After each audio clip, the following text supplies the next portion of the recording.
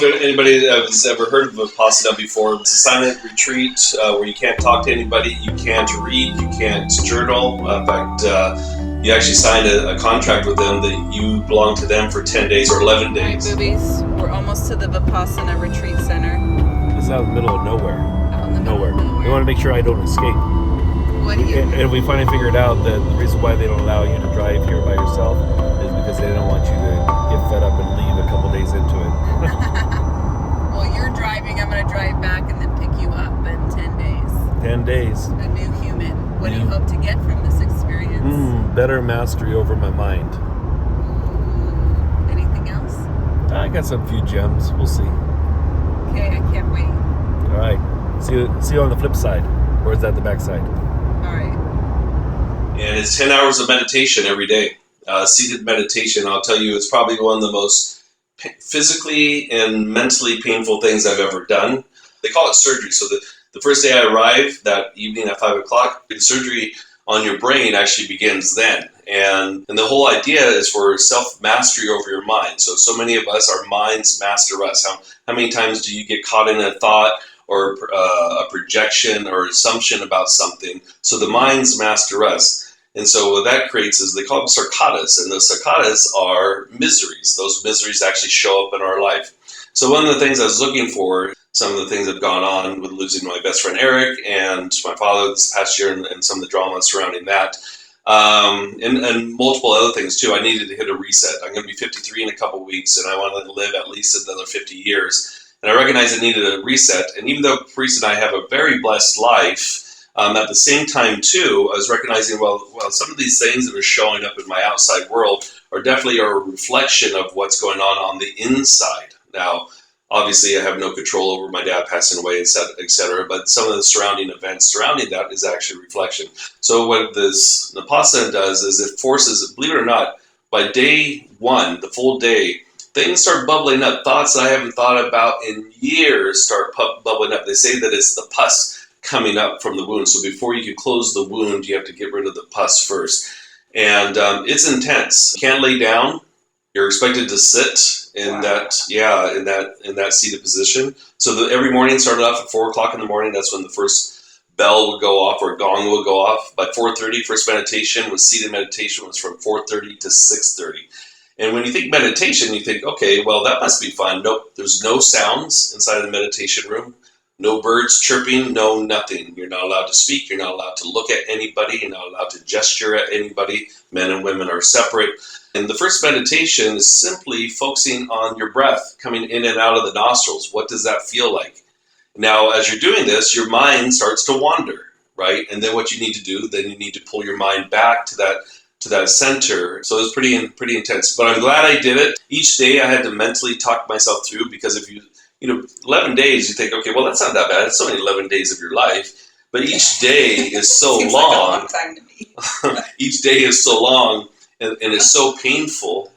Seriously, it's painful. And that pain, though, is a lot of these old miseries actually coming up. So it comes up as physical pain, and also as mental pain, too, because you're trying to pull your mind back to this meditation. Meanwhile, these old thoughts, old memories are coming up. So it was intense. I definitely am glad that I do it. I'm still processing everything that went on. And, you think also, well, Chris should be nice and relaxed. No, you are exhausted every single day, because the amount of work, and that's what it is. And so the more work that you put in, then the more that you get out of it. So, for example, the 4:30 in the morning to 6:30 meditation, that you could go into the meditation hall, or do the meditation from your small, tiny little dorm room. Certain meditation hours were mandatory that you had to be in there, and you could not get out of there. At a certain point, by day number 3, I think it was, for the hour meditations, you're not supposed to move. That means if you have an itch, something comes up, you have some kind of pain, you are supposed to just observe it, not scratch it, not readjust your legs. And that's intense to try to do. So each day I had to mentally talk to myself as to, give myself positive reinforcement. Like, Chris, what the hell are you doing here? You can do it. Yeah, and then I had to remind myself of what it was that I was after. For myself, I know that on those hours that you could have gone back to your room to do the meditation, I know for myself, I would have fallen asleep. I would have found some kind of distraction, something. No Qigong. Yeah, you can't practice Qigong. Whatever your religious belief structures or whatever, you are to set all that stuff aside for these 10 days. And this is not some kind of religion. All you're doing is you're focusing on your breath. Wow. And by doing that, what's happening is that you're able, things start to really pop up for you. So yeah, so I'm glad I did it so similarly. Now I'm going to be writing a blog on this whole thing. I started writing on the airplane. Hopefully I'll have time to finish it this week before we leave Kauai. James Murphy had a really great question. Okay. What's the first thing you said when you spoke again? Pull my finger. No.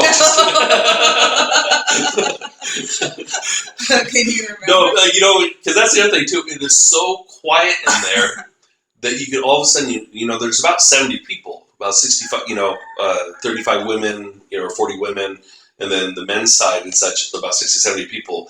And it's so quiet in there that you start hearing everybody's bowels moving, like their stomachs digesting and those kinds of things. And because your eyes have to be closed the whole time, your hearing becomes so sensitive that if somebody sneezes or coughs, it is so loud. It is like... So what was the first thing you said? What was the first...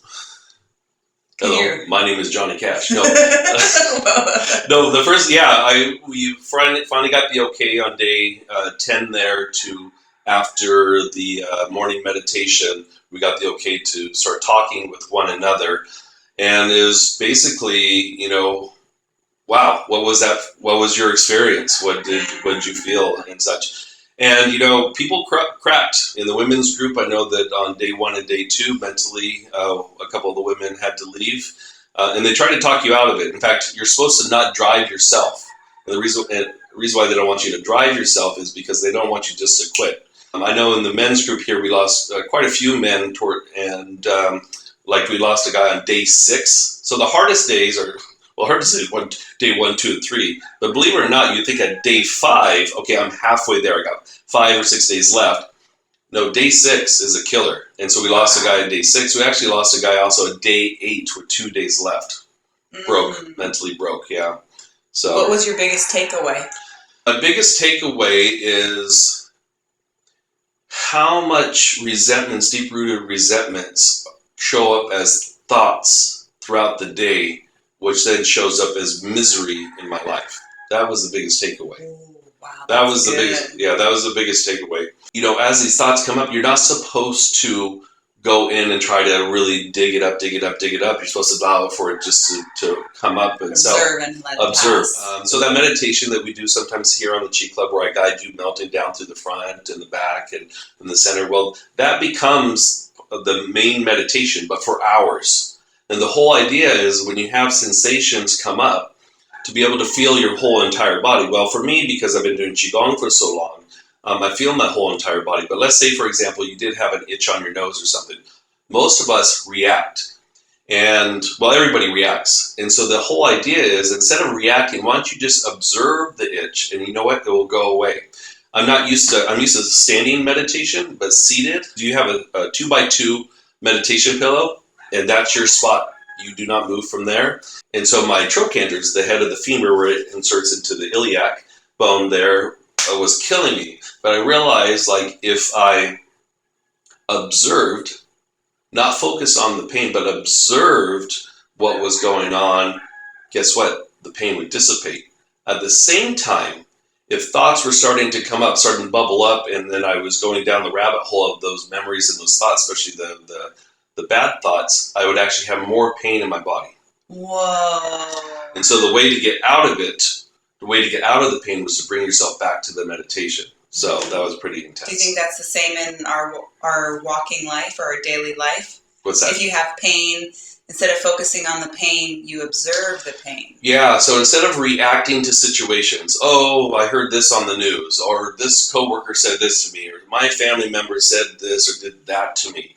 Observe how it goes through you. The whole idea is for you non-attachment, because one of the things that's really emphasized is that we are our own saviors. Nobody is going to bring you to your own salvation. You have to save yourself. and you have to put in the work. The other thing too is that everything is impermanent. Nothing is permanent. And that goes with thoughts, that goes with pain inside the body as well too. And if you're the observer, then you allow for it to flow through you instead of attaching. So we have two types. We have clinging or craving, whether that's for attention, for love, or food, something that alcohol, whatever that fulfills us.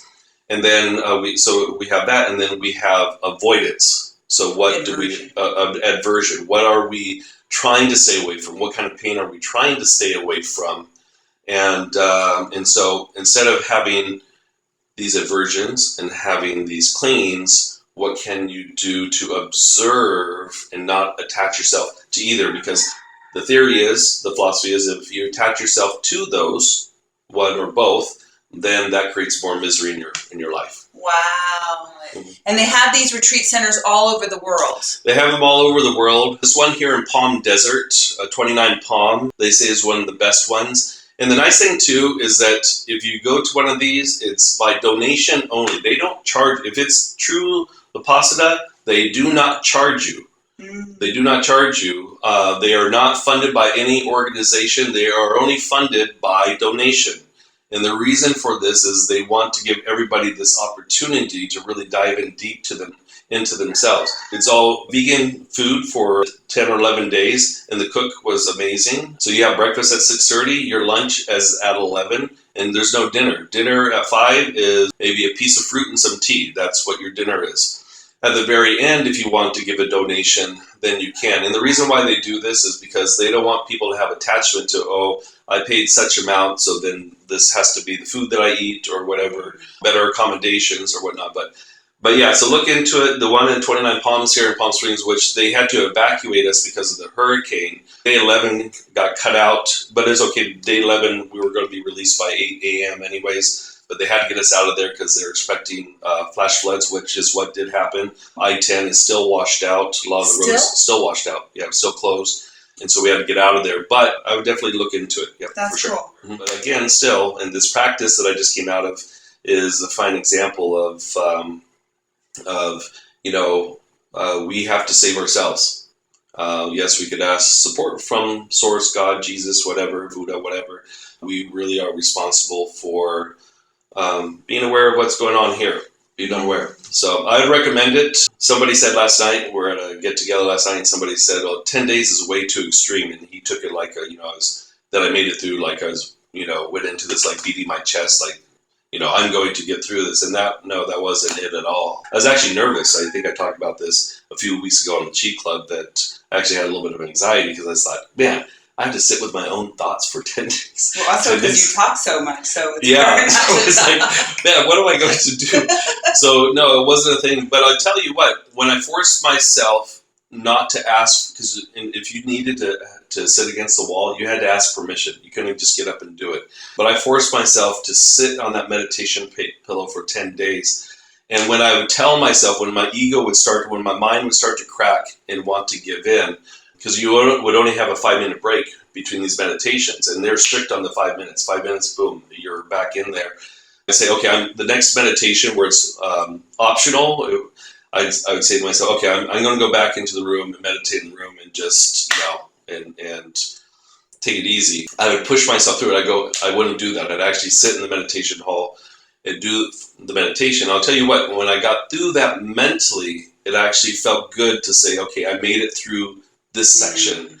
Again, mentally, I was able to push through it as opposed to giving in to being uncomfortable, to really being uncomfortable. And again, for myself, if I was to go into the room and meditate, even though there's nothing on the walls, they want to make sure there's no distractions whatsoever. I would have found something. I would have laid down and said, okay, I'm just going to rest, or whatever. And I had asked myself, okay, you're taking out 10 or 11 days of your life, Chris. You want to get the most out of this, as uncomfortable and painful as it is, and mentally painful as it is. How much do you want to get out of it? And so for myself, for the most part, I forced myself to stay in that meditation hall through every meditation. And when I tell myself, the next day I'm not going to get up at 4:30 and go into the meditation hall because it was optional, I'd still find myself getting up, going in there and doing the practice. So, Way to go. Good job. Wow. okay. All right. Well, thanks for staying on. I know that's a lot of information, but, you know, I probably don't make people really want to do this. No, I think you Yes. are, actually. You are making it. Yes, I really want to do this now. Thanks so much, Chris. It's intense, but again, it's for a reason. And they actually say that Buddha became enlightened from doing this specific practice. And this is the specific practice that he did to become enlightened, because as you dive deeper with it, and even though I've finished my 10 days or whatever, each day though, I still do the practice 1 to 2 hours a day, hour in the morning, hour in the evening, to keep the practice going. Keep your mind sharp. Yeah, they say to keep your mind sharp like a pencil. Right? Oh. Sharp like a pencil. So That's cool. All right. Well, how do you spell love? Ready? Love. Love. And we will see you later. Bye. Welcome back. Good job. From Kuwait.